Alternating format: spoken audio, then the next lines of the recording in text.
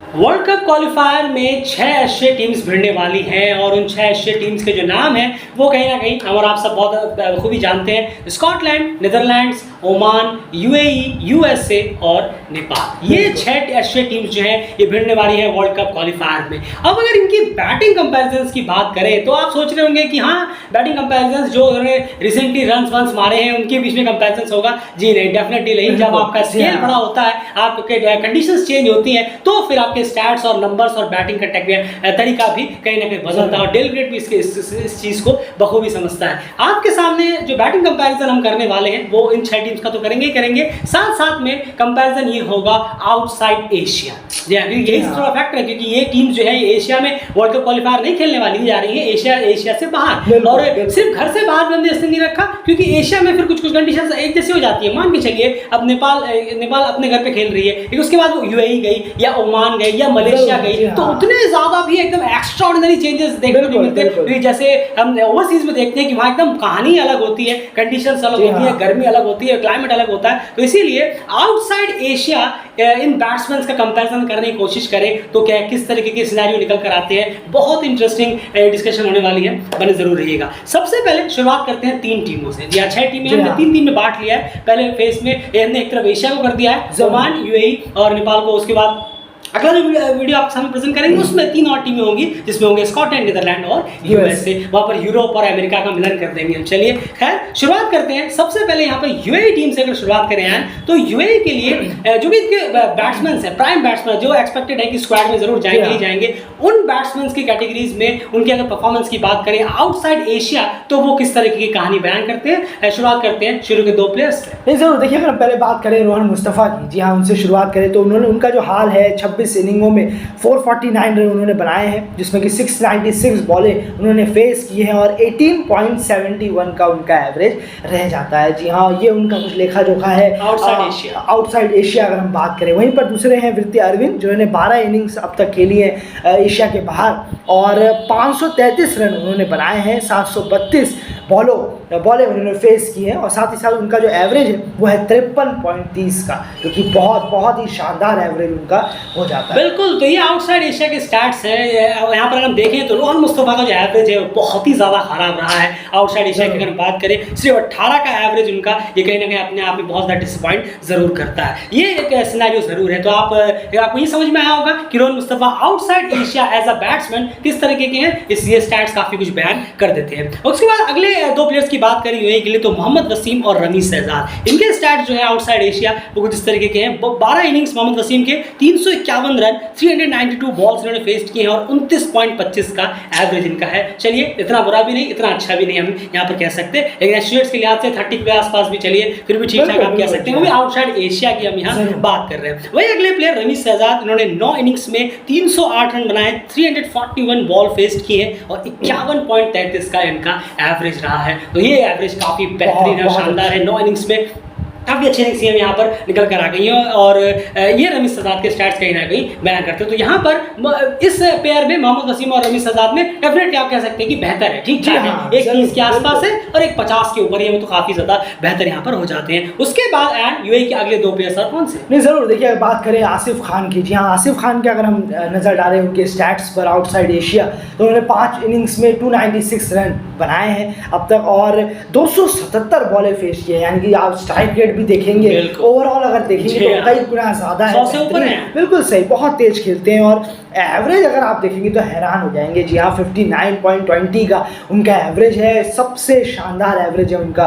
सारे प्लेयरों को अगर हम देखें यूएई के अब तक जितने प्लेयर आए हमने नाम लिए, वाकई शानदार खेले हैं क्वालिफायर प्लेऑफ। जी हाँ, ये सारे मैच उसी के हैं। बिल्कुल सही कहा, जिस तरीके का गेम रहा उनका। अगले प्लेयर है बासिल हमीद, जी हाँ, काफ़ी वक्त से यूएई के साथ जुड़े हैं। 6 इनिंग्स अब तक उन्होंने खेली हैं आउटसाइड एशिया और 114 रन बनाए हैं और वहीं पर 185 बॉलें उन्होंने फेस की हैं और 19 का, जी हाँ, एवरेज जो है सिर्फ 19 का उनका हो जाता है। बिल्कुल, तो कहीं ना कहीं इतनी कम इनिंग्स में भी 19 का एवरेज, तो इसका मतलब है कि वो 6 की 6 बार लगभग आउट तो जरूर हुए हैं और इसी के साथ ये एवरेज जो है काफी ज्यादा लो यहाँ पर हो जाता है। यहाँ पर ग्राफ इन्हें उठाना होगा। लास्ट 2 प्लेयर्स और बचते हैं बैटिंग कैटेगरी में जो यूएई की बैटिंग को कंप्लीट करेंगे। हम आपको बता दें सब प्रेजेंट बैट्समैन जो इस वक्त स्क्वाड में रहने की उम्मीद है, उन्हीं बैट्समैन के यहाँ पे डिस्कशन कर रहे हैं। अब साइमन एम्बर ने क्या किया था वो तो कर दिया, अब 7 नंबर तो वापस आएंगे नहीं टीम में, इसीलिए जो प्रेजेंट प्लेयर्स हैं उन्हीं की यहाँ बात की जा रही है। Aryan Lakra next player, 6 innings 205 run 337 ball faced और 34.17 का इनका एवरेज है। चलिए अच्छा है, इतना बुरा भी नहीं, अच्छा है, 34 का एवरेज है। आउटसाइड एशिया, घर से बाहर,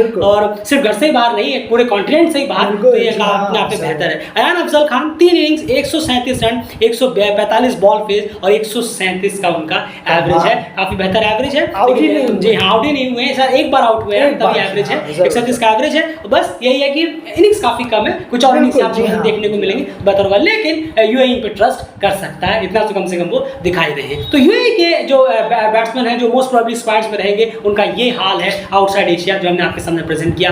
अब यहाँ पर एक सिंपल सी चीज है, टॉप 3 बेस्ट एवरेज अवे में यूएई के लिए और top 3 best most ball face away में ये कौन कौन से प्लेयर्स निकल कर आ रहे हैं, जरूर बताइए। नहीं जरूर, देखिए अगर हम बात करें एवरेज की, बेस्ट एवरेज की यूएई के लिए, तो आसिफ खान उसमें आ जाते हैं। जी हाँ, 59 का उनका एवरेज रहा है। वृत्ति अरविंद, उनका भी 53 के ऊपर का एवरेज था, और उसके बाद रमीश शहजाद 51 का उनका एवरेज था। तो ये तीनों बल्लेबाज जो है यूएई के लिए बहुत बहुत इंपॉर्टेंट होंगे। उनका एवरेज देखिए आप, सबसे ढेरों रन उन्होंने किए। वहीं पर अगर आप नजर डालें बॉल फेस पर, अगर हम बात करें यूएई के लिए, तो वृत्ति अरविंद, इसमें भी वृत्ति अरविंद आ जाते हैं, 732 करीब बॉलें उन्होंने खेली हैं। फिर रोहन मुस्तफ़ा यहाँ आ जाते हैं जिन्होंने 696 बॉलें उन्होंने फेस किए हैं, काफ़ी पुराने हैं, काफ़ी वक्त से टीम के साथ जुड़े हुए हैं। वहीं पर मोहम्मद वसीम यहाँ तीसरे प्लेयर हो जाते हैं जिन्होंने 392 बॉलें फेस की हैं अब तक। अगर हम बात करें तो ये तीनों यूएई के लिए हाईएस्ट बॉल फेस्ड बैट्समैन हैं, और वो तीनों आसिफ, वृत्ति अरविंद और Rameez Shahzad best average batsman. बिल्कुल, इस चीज में, इस पूरे इस चीज में एक चीज क्लियर पता चल रही है कि जो कॉमन फैक्टर है वो है वृत्ति अरविंद, यानी वृत्ति अरविंद बहुत ही बड़े एक्स फैक्टर हो सकते हैं यूएई के लिए आउटसाइड एशिया। कम से कम उनके स्टार्ट्स और परफॉर्मेंस यही बताता है, ये उन्हें कैरी फॉरवर्ड करना होगा। अब ये बात हो गई यूएई की। अब अगर चले हम नेक्स्ट टीम की तरफ, यहाँ बात करते हैं नेपाल टीम की। जी हाँ, काफी बेहतरीन फॉर्म से जो टीम गुजर रही है इस वक्त, उनको अब वर्ल्ड कप क्वालिफायर में अगर हम देखें तो उनके जो बैट्समैन रहे हैं, उनका आउटसाइड एशिया परफॉर्मेंस अब तक किस तरीके का रहा है। जब इस कॉन्टिनेंट से वो निकले बाहर तो उनका परफॉर्मेंस ओडीआई में किस तरीके का रहा है, जो भी प्रेजेंट बैट्समैन रहने वाले स्क्वाड में, हम उन्हीं की यहाँ पर बात करेंगे।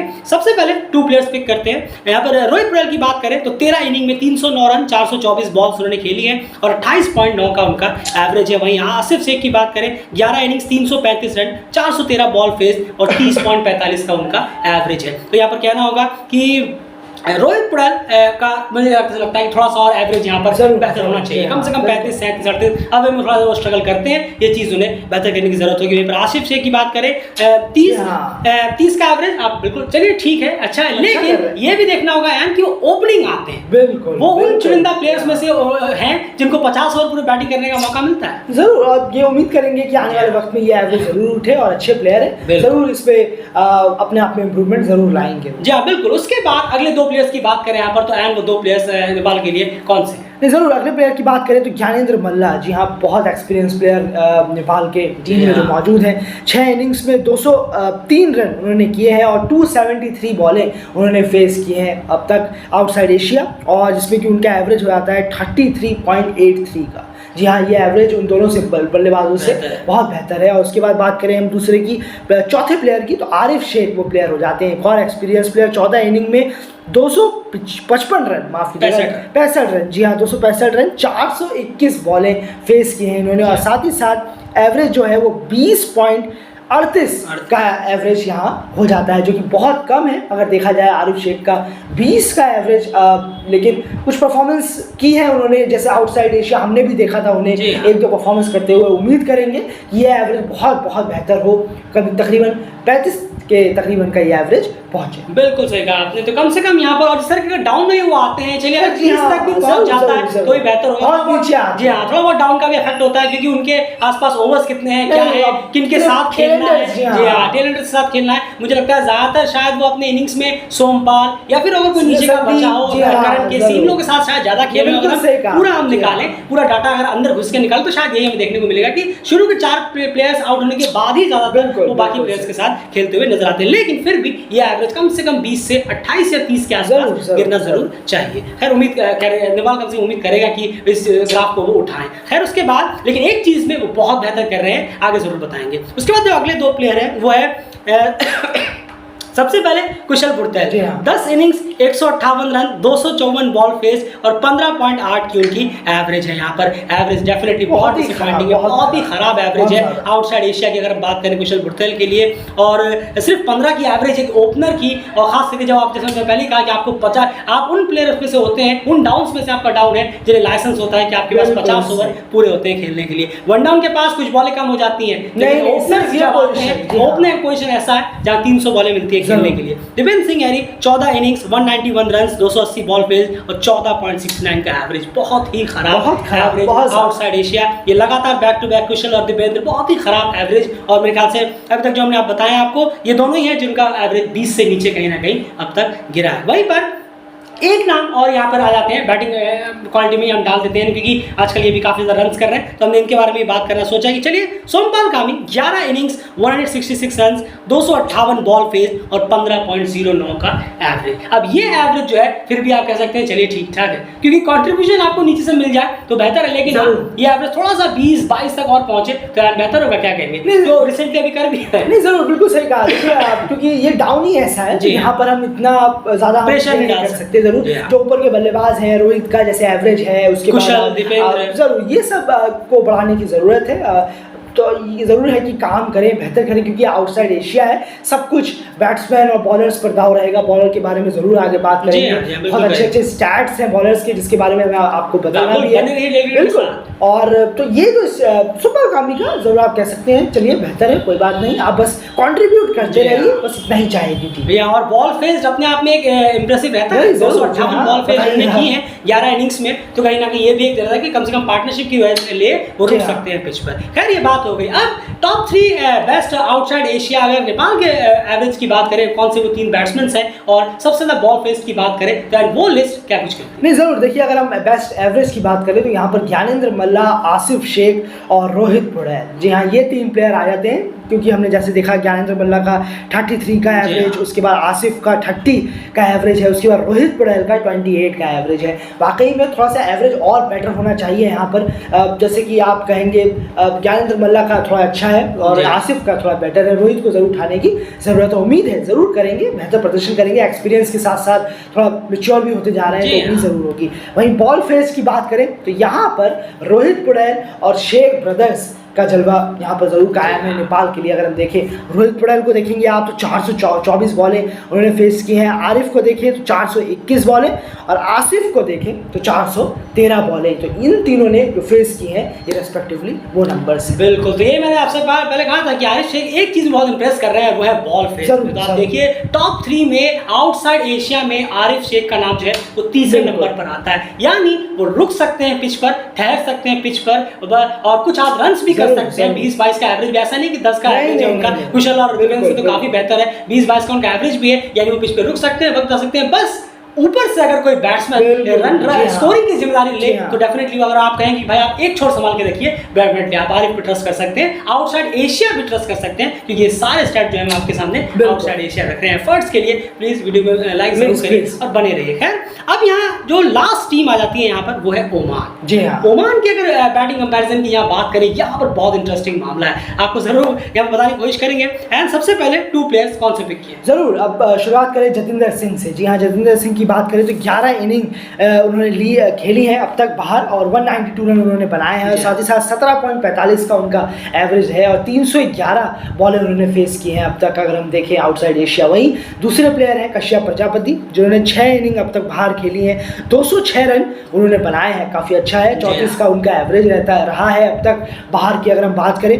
और वहीं पर 272 बॉलें उन्होंने फेस की है, तो एवरेज बहुत अच्छा है, बॉलें बहुत अच्छी फेस की है, रन्स भी काफ़ी बेटर बनाए हैं उन्होंने, काफ़ी अच्छा है उनका रिकॉर्ड आउटसाइड एशिया। बिल्कुल, तो ये 2 प्लेयर्स हो गए ओमान के लिए। उसके बाद नेक्स्ट 2 प्लेयर की बात करें तो यहाँ पर देखना होगा आकिब इलियास। जी आकिब इलियास की बात करें तो 7 इनिंग्स में 289 रन, 41.28 की बेहतरीन एवरेज रही है उनकी आउटसाइड एशिया, 340 बॉल उन्होंने फेस की है। वहीं जीसान मकसूद कैप्टन की बात करें, 11 इनिंग्स 319 रन, 35.44 की एवरेज और 456 बॉल इन्होंने भी फेस की है। तो ये 4 प्लेयर्स अभी तक हमें आपके साथ प्रेजेंट किए। इनमें जतिंदर सिंह का जो एवरेज है वो सबसे बहुत ज्यादा 17.45। ओपनर बहुत ही खराब है। तो आप कह सकते हैं कि हमने एक चीज देखी कि कुशल और जतिंदर ये दोनों का जो लेवल है बिल्कुल सेम हो जाता है जैसे ये आउटसाइड एशिया जाते हैं। घर में या एशिया में कैसा रहा, कैसा है कैसा नहीं है वो बात की बात है, हम यहाँ आउटसाइड एशिया की कंपैरिजन कर रहे हैं। उसमें कुशल और जतिंदर लगभग अपनी टीमों के लिए सेम ही काम करते हैं, बेटर है जी हाँ, और मोहम्मद वसीम बेटर है जी हाँ। ये सबसे इंपॉर्टेंट बात यहाँ पर हो जाती है। मोहम्मद वसीम यूएई के लिए काफी बेटर है दोनों के मुकाबले आउटसाइड एशिया की अगर हम बात करें। तो ओपनिंग में अगर हम देखें जो हार्ड हिटर वाले ओपनर्स हैं, क्योंकि दो पेयर होते हैं, तो हार्ड हिटर वाले जो पेयर्स हैं वो एक तरफ मोहम्मद वसीम है, एक तरफ कुशल पुर्तल है और एक तरफ जतिंदर सिंह है। इन तीनों में अगर हम देखें तो मोहम्मद वसीम इन दोनों से काफी ज्यादा एज करते हुए नजर आते हैं जब भी बात आउटसाइड एशिया की होती है। अगले दो पेयर अयान ओमान के लिए कौन से? नहीं जरूर देखिए, अगले प्लेयर की बात करें तो अयान खान, जी हाँ, जो कि 5 इनिंग्स उन्होंने खेली है, 159 रन उन्होंने बनाए हैं, 31.8 का उनका एवरेज है बाहर की अगर हम बात करें, और 196 बॉलें उन्होंने फेस किया अब तक। तो अच्छा एवरेज है, 31 का है। थोड़ा सा और थोड़ा बेहतर करने की ज़रूरत है, बेहतर हर वक्त करने की ज़रूरत है। जब तक आपका 40-45 ना पहुँच जाए तब तक आप बेहतर करते रहिए। उसके बाद तो वो तो खैर क्वालिटी हो जाता है 45 के बाद। तो उसके बाद शोएब खान की अगर हम बात करें तो 4 इनिंग उन्होंने अब तक खेली है, बहुत कम इनिंग्स उन्होंने खेली है, 139 रन उन्होंने बनाए हैं, 34.75 का उनका एवरेज रहता है बाहर, और साथ ही साथ 186 बॉलें उन्होंने फेस किया है। एवरेज के मुकाबले में देखें तो काफ़ी बेटर नज़र आ रहे हैं अयान खान और शोएब खान। बिल्कुल सही कहा आपने, कम इनिंग्स हैं लेकिन एवरेज उन्होंने मेंटेन करके रखा। साथ साथ में बॉल भी जो है 150 से ऊपर फेस दोनों ने ही की हुई है। फिर उसके बाद लास्ट 2 पेयर्स की बात करें ओमान के लिए तो मोहम्मद नदीम 7 इनिंग्स में 82 रन, 13.66 की एवरेज, 147 बॉल फेज। अब देखिए यहाँ पर एक फैक्टर, आरिफ और मोहम्मद नदीम जो है वो लगभग एक ही डाउन शेयर करते हैं, लगभग एक ही डाउन शेयर करते हैं, कभी एक आध डाउन ऊपर नीचे हो जाए लेकिन सिमिलर करते हैं। लेकिन आरिफ के पास एक फैक्टर था, उनका एक तो 20 का एवरेज था जो कि मोहम्मद नदीम से ज्यादा है, काफी ज्यादा है। नदीम का 13, उनका 20 था। लेकिन यहाँ पर एक फैक्टर जरूर था आरिफ के पास कि वो बॉल फेस में भी काफी आगे थे, पिच पर वक्त बिता रहे हैं। 421 बॉल फेस की थी, लेकिन यहाँ पर नदीम को आप देखेंगे तो 147 सिर्फ बॉल फेस यहाँ पर उन्होंने की है। तो यहाँ कहना होगा क्लियर कि मोहम्मद नदीम जो है वो काफी ज्यादा पिछड़े हुए नजर आते हैं आरिफ सिंह से जब हम कंपेयर करें लगभग उसी सिमिलर डाउन के बारे में। वही संदीप गौड़ 7 इनिंग्स में 220 रन, 36.66 की उनकी एवरेज और 296 बॉल फेज उन्होंने अभी तक की है ओमान के लिए अगर हम बात करें। तो एक क्लियर है कि ओमान के जो बैट्समैन हमें रहे हैं आउटसाइड एशिया, उनका जो परफॉर्मेंस है, उनका जो एवरेज है वो 30+ उनका एवरेज है। अब आप देखेंगे यहाँ पर संदीप गौड़, शोएब खान, अयान खान 3, जिशान मकसूद 4, आकिब इलियास 5 और कश्यप प्रजापति 6। 8 में से 6 प्लेयर्स का 30+ का एवरेज है ओमान के बैट्समैन का आउटसाइड एशिया जब भी वो ओडीआई खेलने के लिए गए हैं। तो ये अपने आप में एक स्टैट्स, इंटरेस्टिंग स्टैट्स है जो हमने आपके सामने प्रेजेंट किए हैं। अब यार ओमान के लिए मैं वही जानना चाहूंगा टॉप 3 बेस्ट उनके एवरेज वाले बैट्समैन आउटसाइड एशिया और सबसे ज्यादा बॉल फेस वाले प्लेयर। नहीं जरूर देखिए, बेस्ट एवरेज की बात करें तो आकिब इलियास, संदीप गौड़ और जिशान मकसूद। जी हाँ, आकिब इलियास 41, उसके बाद अगर आप देखिए संदीप गौड़ का तो 36 का हो जाता है, और उसके बाद जिशान मकसूद की बात करें तो यहाँ पर उनका 35 का एवरेज यहाँ बैठता है, तो बहुत शानदार है। 41, 36, 35 का एवरेज। और वहीं बॉल फेस की बात करें तो यहाँ पर जिशान मकसूद आ जाते हैं, जी हाँ, जो कि बहुत एक्सपीरियंस है, 456 बॉलें उन्होंने फेस की है। और उसके बाद हम देखें आकिब इलियास, उन्होंने भी बहुत ज़्यादा बॉलें फेस किया। अगर आप देखिए 340 बिल्कुल 340 बॉलें उन्होंने फेस किया। उसके बाद जतिंदर सिंह यहाँ आ जाते हैं 311 बॉलें फेस करने में, ज़रूर बॉलें फेस कर रहे हैं लेकिन जो एवरेज है वो उस बॉल फेस के अकॉर्डिंग नहीं। बिल्कुल, ये सबसे बड़ी दिक्कत है। अब यही फैक्टर है कि आप सोच रहे होंगे भाई ओपनिंग है, चलिए एक छोड़ तो उन्होंने संभाला कि उन्होंने बॉल फेस किए हैं और पिच पे वक्त बिता रहे, लेकिन यही दिक्कत है वो ओपनर्स है, बस अटैक करना है उनको, वो पावर प्ले में बैटिंग करने के लिए आते हैं। चलिए आपने बॉलें रोकी, इसका मतलब ये है कि वो बॉलें रोक के आगे तो बढ़ रहे हैं, लेकिन वो जो रन्स की जरूरत पड़ती है कि हाँ अब थोड़ा सा गियर उठाना है, तब वो कहीं ना कहीं ढीले पड़ जा रहे हैं। नहीं जरूर देखिए, ये है कि कोई कहेंगे हार्ड हिटर है, होता है 10 में से भाई चलते नहीं है थोड़ा, लेकिन नहीं, अगर आप 10 में से 6 बार फ्लॉप हो रहे हैं तो वो फ्लॉप बैट्समैन की कैटेगरी में आएंगे, ना कि हिट कैटेगरी में। आप देखेंगे अगर सहवाग का एवरेज अगर आप उठा के देखें 43 या 44 का एवरेज है ओडीआई की अगर हम बात करें, उनका टेस्ट में भी एवरेज उठा के देखिए क्या बेहतरीन एवरेज रहा है उनका, तो ऐसा खेलना चाहिए। क्रीज गेल को देखिए आप, क्या एवरेज रहा है उनका वनडे और टेस्ट क्रिकेट में। आप ब्रैंडन मैकुलम को उठाकर देखिए, तो ऐसा एवरेज रहे कि हाँ भाई आप चलिए 35-40 मार रहे हैं, 45 मार रहे हैं, लेकिन कंटिन्यूसली 8-9 इनिंग में लगातार वो रन कर रहे हैं तो आपका एवरेज ऑटोमेटिकली है वो 30-35 तक पहुंच जाएगा। लेकिन अगर आप 10 में से 6-7 में फ्लॉप हो रहे हैं, 3-4 में आप 50 मार दे रहे हैं या 30-40 मार दे रहे हैं, नहीं हो पाएगा। फ्लॉप कैटेगरी में आता है। बस फ्लॉप कैटेगरी में हमेशा आप एक वो 25-26 वाले एवरेज बैट्समैन बनकर टीम से विदा हो जाएंगे। अगर आपको चाहते हैं बेहतर करना तो आप जरूर अपना एवरेज सुधारिए। 17 एवरेज है, बहुत पुअर है, क्योंकि आउटसाइड एशिया बहुत मुश्किल होता है खेल बहुत बहुत बड़ा टेस्ट है, सॉलिड टेस्ट है, जहां पर जतिंदर सिंह के स्टार्स अभी तक उनका साथ नहीं दे रहे हैं। दोनों टीमों में कुछ प्लेयर हैं। जी हाँ, बिल्कुल सही कहा आपने। जी हाँ, बिल्कुल। नेपाल में हमने देखा कुशल भुरतेल है, दिपेंद्र सिंह एरी है, जिनका एवरेज बिल्कुल भी एक्सेप्टेबल किसी भी हालत में नहीं है, क्योंकि इनका जो डाउन ही है वो पेस वाला डाउन है, रन तेजी से करने वाला डाउन है। वहां पर इस तरीके की चीजें एक्सेप्टेबल बिल्कुल नहीं हो सकती। तो ये कहीं ना कहीं कंपैरिजन था। इस कंपैरिजन में एक चीज क्लियर पता चल रही है, ओपनिंग डिपार्टमेंट में अगर हम बात करें तो जो हार्ड हिटर वाला फेस है वहां पर यूएई के बैट्समैन मोहम्मद वसीम टिक करते हुए नजर आ रहे हैं। ओवरऑल अगर आप देखेंगे तो आउटसाइड एशिया जो बैलेंस्ड बैटिंग कंपैरिजन रहा है वो रहा है ओमान के बैट्समैन। ओमान के बैट्समैन ने स्टैट्स के लिहाज से अगर हम देखें तो ओमान के सबसे ज्यादा बैट्समैन का एवरेज 30 प्लस का है, जब भी वो आउटसाइड एशिया ओडीआई खेलने के लिए गए हैं। 8 में से 6 बैट्समैन का। वही अगर हम बात करें बॉल ऑलराउंडर्स कैटेगरी में, जो लोअर ऑर्डर में आकर, लोअर ऑर्डर मेरा मतलब है कि मिडिल ऑर्डर का जो लास्ट वाला फेस होता है, लोअर ऑर्डर में नहीं, जो आरिफ वाला सेक्शन होता है, उस वाले सेक्शन में आरिफ दोनों टीमों से काफी लीड करते हुए यहाँ पर नजर आ रहे हैं। आरिफ सबसे ज्यादा बॉल फेस में टॉप 3 में आते हैं अपनी टीम के लिए, तो ये सबसे बड़ा एक एक्स फैक्टर जरूर हो जाता है। आपके हिसाब से ये कंपैरिजन हमने किया यूएई, नेपाल और ओमान के जो बैटिंग कंपैरिजन है, और आपको बता दें ये सब जो स्टैट्स आपने देखे ये आउटसाइड एशिया है, ओडीआईज गेम्स में है, ये दोनों क्राइटेरिया यहाँ पर हमने इंक्लूड किया था। फिलहाल इस वीडियो में उतना ही। उम्मीद करेंगे कि जो बैट्समैन के एवरेज में हमने डिस्कशन की है वो अपना बार जरूर उठाएंगे यहाँ पर, क्योंकि ये सब जो बैट्समैन है बहुत की प्लेयर्स हैं, बहुत ज़्यादा बड़े प्लेयर्स हैं। एंड लास्ट में एक रफली आपसे एक चीज़ पूछना चाहूँगा, अगर इन 3 टीमों में से एक बैट्समैन आपको पिक करने हो कि जिनसे आपको उम्मीद है कि ये अपना एवरेज उठाएंगे, अभी फिलहाल उठा हुआ नहीं है, वो कौन से हो सकते हैं? नहीं, ज़रूर। देखिए, बिल्कुल सही कहा आपने। एक आरिफ शेख है, क्योंकि मुझे ऐसा लगता है कि नेपाल को उनकी ज़रूरत बहुत पड़ने वाली है यहाँ पर। आउटसाइड एशिया इतना आसान होगा नहीं कि चाहे तो कोई बल्लेबाज रन्स कर रहे हैं, ज़रूर कर सकते हैं, ज़रूर, इस पर कोई दरार नहीं है, चल भी सकते हैं, इस पर कोई नहीं। लेकिन जो पॉसिबिलिटी ज़्यादा नज़र आती है आउटसाइड एशिया, बहुत दिक्कत होती है, क्योंकि नेपाल आउटसाइड एशिया खेलता भी बहुत कम है। हाँ, अगर ये रेगुलर खेलते रहते तो बात अलग थी। ज़रूर। तो यहाँ पर एक ज़रूर है आरिफ शेख, जो ज़रूर कहे, उनसे उम्मीद होगी कि वो इस टूर्नामेंट में बहुत बेहतरीन एवरेज के साथ विदाई लेंगे इस टूर्नामेंट से, जब टूर्नामेंट खत्म होगा। उसके बाद हम यहाँ बात करें ओमान की तरफ से, तो यहाँ पर जरूर है जतिंदर सिंह, वो नाम हो जाते हैं, उनको जरूर कुछ करने की जरूरत है, बहुत बेटर करने की जरूरत है। परफॉर्मेंस बहुत बिलो एवरेज है। बिल्कुल है, क्योंकि जिस तरीके का नाम है जतिंदर सिंह का, अगर हम एशियन एसोसिएट्स में देखें, ये एवरेज देखकर हैरानी तो हुई थी। बस बिल्कुल सही कहा आपने। तो ये अपने आप में थोड़ा सा उठाने की एक परफॉर्मेंस उठाने की जरूरत है। और यहाँ पर अगर हम यूएई के लिए बात करें तो वो बासिल हमीद हो सकते हैं, जरूर हो सकते हैं। उनका एवरेज अगर आप उठाकर देखिए 19 का उनका एवरेज है, और रोहन मुस्तफ़ा भी है। जी हाँ, उनका एवरेज बहुत खराब है, बहुत ही खराब उनका एवरेज है। तो यहाँ ज़रूर है आप,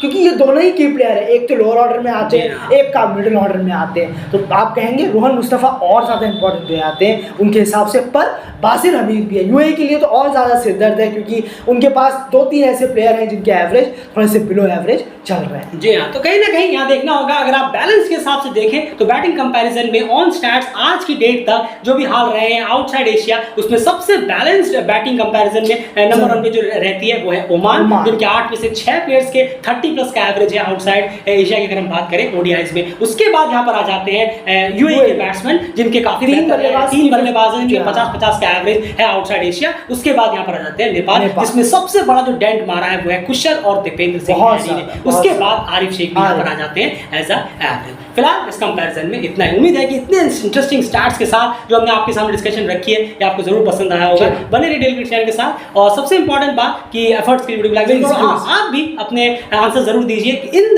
3 टीम्स में आपको क्या लगता है, एक प्लेयर आपको पिक कर रहे हैं जो सबसे ज्यादा रन कर सकते हैं आउटसाइड एशिया अपनी टीम के लिए, और सबसे ज्यादा बॉल फेस कर सकते हैं आउटसाइड एशिया इस वर्ल्ड कप क्वालिफायर में, वो कौन होंगे जरूर कमेंट बॉक्स में। बाय।